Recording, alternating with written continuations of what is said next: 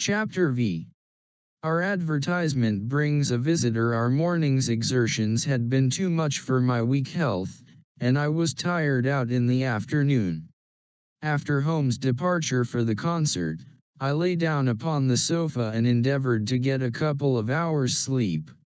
It was a useless attempt. My mind had been too much excited by all that had occurred, and the strangest fancies and surmises crowded into it. Every time that I closed my eyes I saw before me the distorted baboon-like countenance of the murdered man.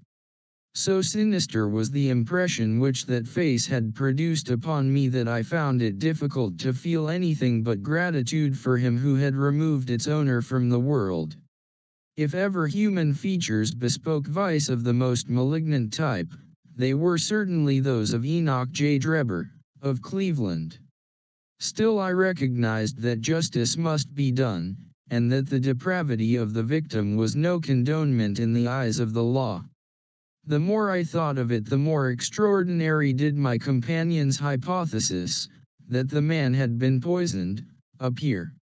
I remembered how he had sniffed his lips, and had no doubt that he had detected something which had given rise to the idea.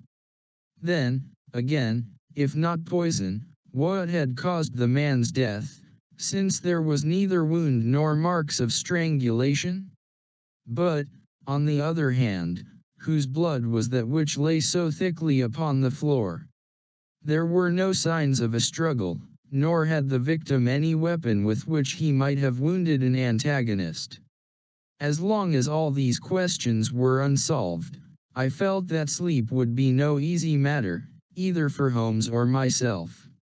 His quiet self-confident manner convinced me that he had already formed a theory which explained all the facts, though what it was I could not for an instant conjecture. He was very late in returning, so late, that I knew that the concert could not have detained him all the time. Dinner was on the table before he appeared. It was magnificent, he said, as he took his seat. Do you remember what Darwin says about music? He claims that the power of producing and appreciating it existed among the human race long before the power of speech was arrived at. Perhaps that is why we are so subtly influenced by it. There are vague memories in our souls of those misty centuries when the world was in its childhood. That's rather a broad idea, I remarked. One's ideas must be as broad as nature if they are to interpret nature, he answered. What's the matter? You're not looking quite yourself. This Brixton Road affair has upset you. To tell the truth, it has, I said. I ought to be more case-hardened after my Afghan experiences. I saw my own comrades hacked to pieces at Maiwand without losing my nerve. I can understand. There is a mystery about this which stimulates the imagination. Where there is no imagination there is no horror. Have you seen the evening paper? No, it gives a fairly good account of the affair. It does not mention the fact that when the man was raised up, a woman's wedding ring fell upon the floor. It is just as well it does not. Why? Look at this advertisement, he answered. I had one sent to every paper this morning immediately after the affair. He threw the paper across to me and I glanced at the place indicated. It was the first announcement in the found column. In Brixton Road, this morning, it ran, a plain gold wedding ring, found in the roadway between the White Hart Tavern and Holland Grove. Apply Dr. Watson, 221B, Baker Street, between 8 and 9 this evening. Excuse my using your name, he said. If I used my own, some of these dunderheads would recognize it, and want to meddle in the affair. That is all right, I answered. But supposing anyone applies, I have no ring. Oh yes, you have, said he, handing me one. This will do very well. It is almost a facsimile. And who do you expect will answer this advertisement? Why, the man in the brown coat, our florid friend with the square toes. If he does not come himself, he will send an accomplice. Would he not consider it as too dangerous? Not at all.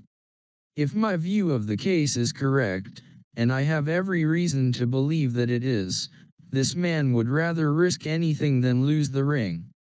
According to my notion, he dropped it while stooping over Drebber's body, and did not miss it at the time. After leaving the house, he discovered his loss and hurried back, but found the police already in possession, owing to his own folly in leaving the candle burning. He had to pretend to be drunk in order to allay the suspicions which might have been aroused by his appearance at the gate. Now put yourself in that man's place. On thinking the matter over, it must have occurred to him that it was possible that he had lost the ring in the road after leaving the house. What would he do, then? He would eagerly look out for the evening papers in the hope of seeing it among the articles found. His eye, of course, would light upon this. He would be overjoyed. Why should he fear a trap? There would be no reason in his eyes why the finding of the ring should be connected with the murder. He would come. He will come. You shall see him within an hour. And then? I asked. Oh, you can leave me to deal with him then. Have you any arms?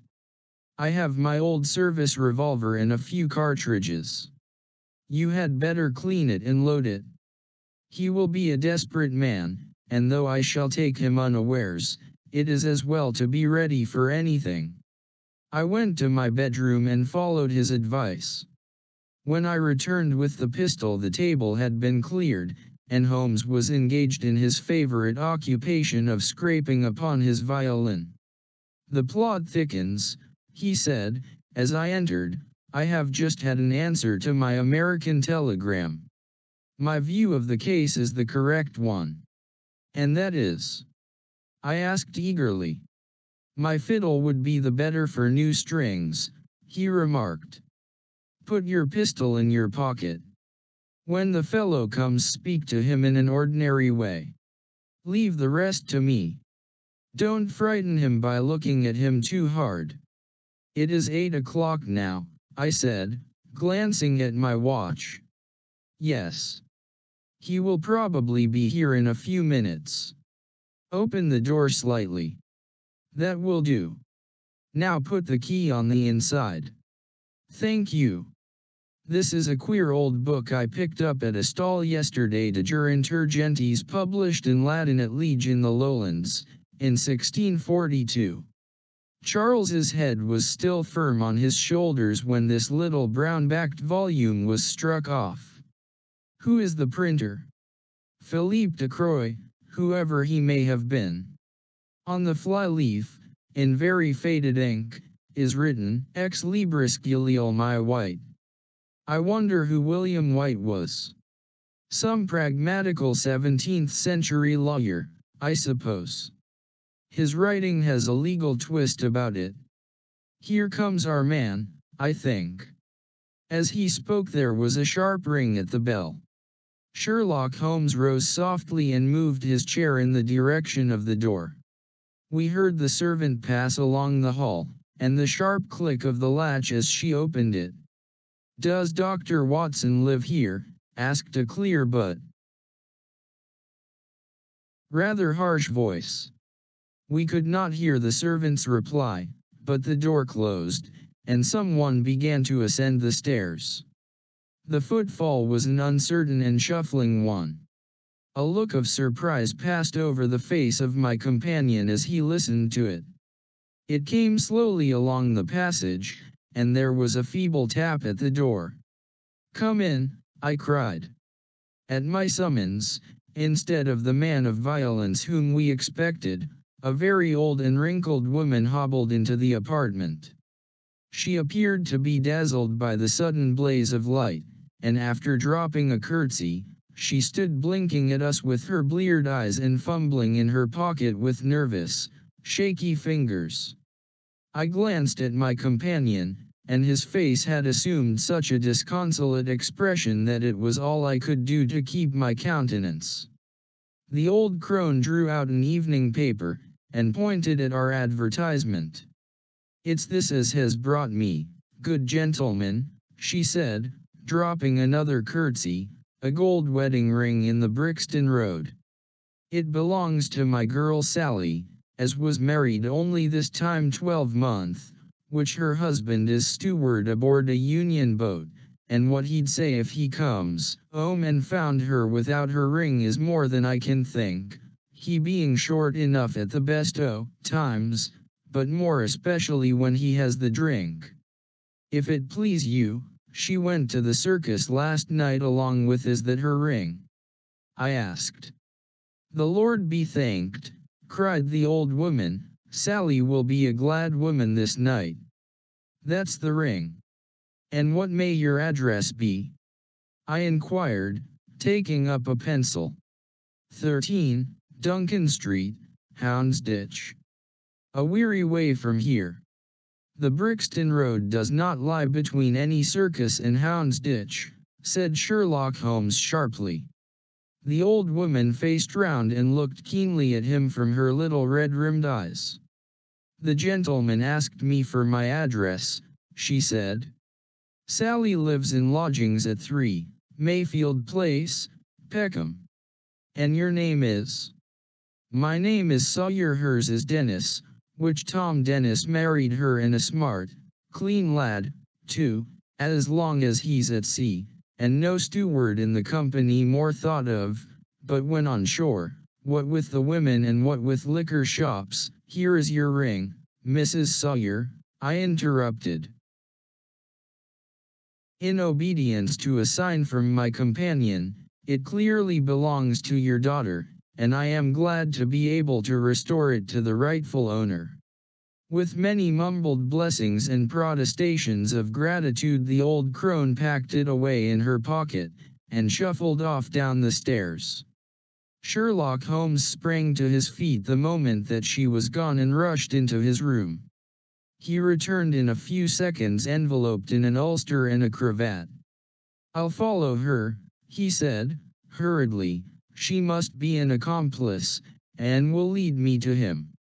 Wait up for me."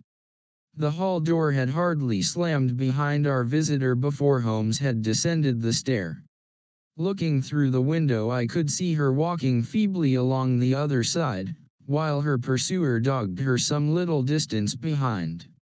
"Either his whole theory is incorrect," I thought to myself, "or else he will be led now to the heart of the mystery." There was no need for him to ask me to wait up for him, for I felt that sleep was impossible until I heard the result of his adventure. It was close upon 9 when he set out. I had no idea how long he might be, but I sat stolidly puffing at my pipe and skipping over the pages of Henry Murger's Vie de Bohème. 10 o'clock passed, and I heard the footsteps of the maid as they pattered off to bed. 11, and the more stately tread of the landlady passed my door, bound for the same destination. It was close upon 12 before I heard the sharp sound of his latchkey. The instant he entered, I saw by his face that he had not been successful.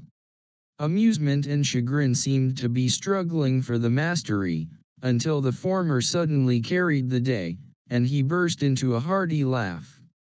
"I wouldn't have the Scotland Yarders know it for the world," he cried, dropping into his chair. "I have chaffed them so much that they would never have let me hear the end of it. I can afford to laugh, because I know that I will be even with them in the long run." "What is it then?" I asked. "Oh, I don't mind telling a story against myself." That creature had gone a little way when she began to limp and show every sign of being footsore. Presently she came to a halt, and hailed a four-wheeler which was passing. I managed to be close to her so as to hear the address, but I need not have been so anxious, for she sang it out loud enough to be heard at the other side of the street. "Drive to 13, Duncan Street, Houndsditch," she cried. "This begins to look genuine," I thought. And having seen her safely inside, I perched myself behind. That's an art which every detective should be an expert at. Well, away we rattled, and never drew rein until we reached the street in question. I hopped off before we came to the door, and strolled down the street in an easy, lounging way. I saw the cab pull up. The driver jumped down, and I saw him open the door and stand expectantly. Nothing came out though. When I reached him he was groping about frantically in the empty cab, and giving vent to the finest assorted collection of oaths that ever I listened to. There was no sign or trace of his passenger, and I fear it will be some time before he gets his fare. On inquiring at number 13 we found that the house belonged to a respectable paper hanger, named Keswick, and that no one of the name either of Sawyer or Dennis had ever been heard of there. "You don't mean to say," I cried, in amazement, that tottering, feeble old woman was able to get out of the cab while it was in motion, without either you or the driver seeing her? "Old woman be damned," said Sherlock Holmes, sharply. "We were the old women to be so taken in. It must have been a young man, and an active one, too, besides being an incomparable actor. The get-up was inimitable. He saw that he was followed, no doubt, and used this means of giving me the slip. It shows that the man we are after is not as lonely as I imagined he was, but has friends who are ready to risk something for him. Now, doctor, you are looking done up. Take my advice and turn in." I was certainly feeling very weary, so I obeyed his injunction. I left Holmes seated in front of the smoldering fire, and long into the watches of the night I heard the low, melancholy wailings of his violin, and knew that he was still pondering over the strange problem which he had set himself to unravel.